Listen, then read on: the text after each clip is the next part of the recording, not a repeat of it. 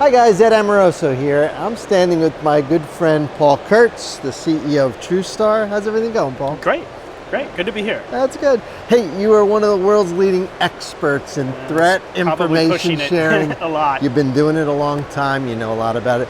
Help us. What are some of the big trends these days in sharing of threat information amongst communities? Well, I think the news context of everything that's going on around us with, national level adversaries, or the mix between a national level adversary like Russia and more criminal organization is occupying a lot of time, certainly in politics here in Washington. But I think with regard to infrastructure, people are starting to ask themselves, how am I going to defend myself from far more sophisticated attacks that may take out whole chunks of infrastructure? And that leads to a more urgent question about, am I going to continue to try to defend myself by myself, or am I going to stand together with other organizations? And that's where I feel the climate has changed dramatically.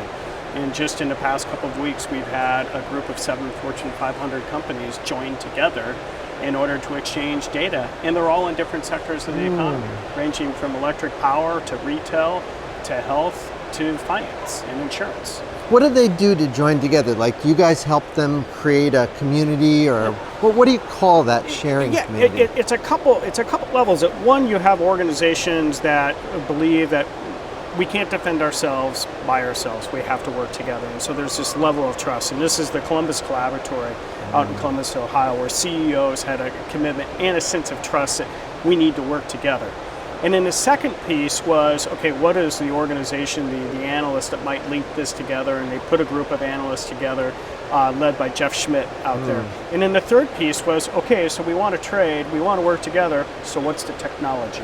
So we're the technology. We're basically the pipes that allow all of these companies to exchange data back and forth with each other, and for them to see the data rendered together. In other words, if you're a retail company or a power company or a finance company, you can see all of your data collectively cross-correlated, and you can share with parties what you want to share. And you can revise what you want to share based upon the level of trust you have with the organization. So this is all automated, right? You have a platform? All automated. You can send the data to each other manually if you want. You can upload an email, or you can use an API to exchange the data back and forth. And what's more is you can redact the information on the fly. We have server level redaction.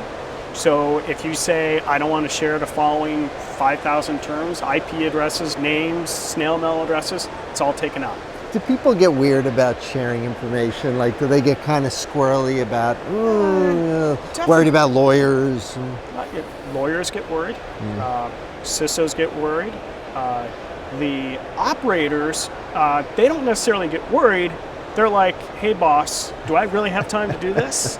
And is it going to provide a return on investment to them? So that's where I think the CISO becomes really an important part. The CISO is like got to satisfy the legal side, working with general counsel, and then the CISO is also turning to the operator and saying, hey operators, you're going to get something out of this. And so when we go talk to a company, we talk to both. We talk to the CISO. We talk to the operators, and they make a decision that they do want to exchange, and then they'll ultimately go to a lawyer and say, hey, we think this is okay. We've not had a single firm turn us down on the basis of legal reasons. The example companies you use are critical infrastructure companies, but tell me if I got this right. Is it expanding to less critical and to maybe mid-market, and is it sort of moving down? Like, is it getting to the point where you don't have to be a power company to do this, you can be anybody? Is that what you're saying? Awesome question, because there's a knock-on effect, because you have these very large enterprises that are becoming increasingly concerned about their supply chain. And those supply chain are often the small, medium-sized companies, especially the medium-sized companies. If you go to the big aviation companies out there, the big finance companies, there's a hell of a supply chain in the middle there, and they want to bring them in. So what's important for exchange is a scalable, extensible means of exchange where the holder of the data has a lot of options. If they want to share with 8 companies, they can do it. If they want to bring their supply chain in, they can do it. And if you're a smaller company, we do have smaller companies that are participating. Obviously, they're not going to have, they're not necessarily going to be putting in data a great amount, but they might be watching what's going on, and we're okay with that. WannaCry. WannaCry wasn't such a big deal here, but overseas it was. And so WannaCry affected a lot of smaller companies, especially when you think in healthcare space. At least overseas, once again, it was a big deal. That's interesting. So, you know, I think for quite some time, the threat sharing has been about sort of conventional internet space stuff. But are we getting to the point now where mobility, IoT, all these maybe domain-specific technologies, is that information something that can be shared? Like if my heat pumps are going crazy, is there somebody who cares about that?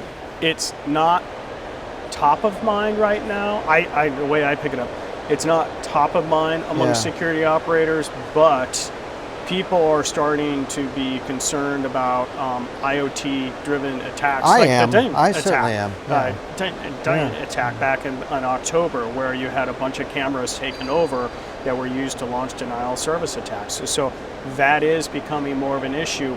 Is it an issue that is being raised among enterprises today, driving the exchange of data? Coming into play, but I think WannaCry was a bit of an eye-opener because of the commoditization of this. And if you talk about commoditization of whole families of IoT devices that we depend upon to run critical infrastructure, a problem. Because all that sort of points to more real-time, more automated. I think that, and then the people and the groups stewarding the whole thing. Is that the right way to think about it? Like human beings guiding the process, but having more, I know you support like automated sharing between using Sticks, Taxi, other protocols. It's a more collaborative defense real time. environment. It's a sense that, yes, I have to secure my enterprise, but it's not sufficient to do so. I have to begin to collaborate with others, and I need to be able to do so in real time. So we have companies that basically anytime a SIM kicks out a problem based upon a rule set that they have in place, it automatically comes into our system. And when it comes into our system, that means it's designed for human level review, but it's real time, so there's no interaction required. So the human, when they look at the event, has access to all their own information inside the enterprise, plus everything else going on in their enclave or a wider enclave. Tell me if this makes sense to you. I felt like over the last few years, information sharing is something that so many people can understand. It's so obvious that I think it almost became too obvious, like with government and others. It became overhyped. And now I think the hype is dying, and it's easier to see the value and not get all nuts that it solves everything. Like, it just seems more natural now to talk about it without hype. I'll get myself into trouble now. I think government was putting a big emphasis on information sharing. That was being read by the private sector as private sector sharing information with government. In the wake of Edward Snowden and all the disclosures around that, the private sector was, if you will, spooked. Now, for their own part, they're realizing they have to collaborate with each other, and they're that's becoming less the issue and more it's like, guys, we have to work together. We have to be more collaborative in real time. And in my view of the world is that, it is important for the private sector to move forward and not necessarily have to have the government lead or to wait for the government. The private sector needs to do this in real time.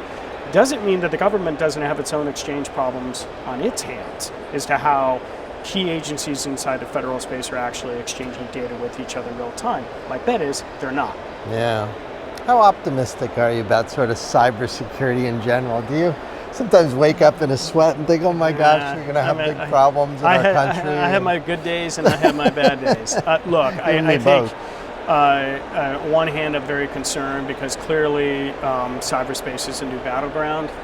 It's very much international battle. International is becoming a way of influence and disruption and destruction. This is no longer. I think a lot of people are still stuck in breach days, I think the breach days are going to look like the good old days. We're now getting into the days of manipulation, corruption of data, not having systems available when we want, or not trusting the data. It just, that scares me. However, I also think attitudes are starting to change, that for an individualistic approach to security is just not going to work. And even if you want to apply the individualistic approach to security, in other words, enterprise by enterprise or government agency by government agency, the economics don't scale. They just don't scale, because we're spending more and more on IT security. Our costs are going up. We have huge personnel shortages, but the economics for the bad guys are getting better and better. They're able to do more with less and gain more with less. And so until we start collaborating with each other, it's going to be a messy time, but I'm feeling optimistic we'll start working with each other more. I'm glad you've stuck with it all these years. You know, we're all getting older, but it's nice to see people who... A little lack of hair, You've been at hair. this a long time. You know, you're one of the few people who've seen the government and commercial and kind of understand the two. So I hope you'll stick with it. I know TruStar is a wonderful company. Oh, thank you. Watching you guys succeed is something we're all going to enjoy. Okay, and thank you for the time. I really appreciate it. Thanks for a few minutes chatting. Okay. We'll see you guys next time.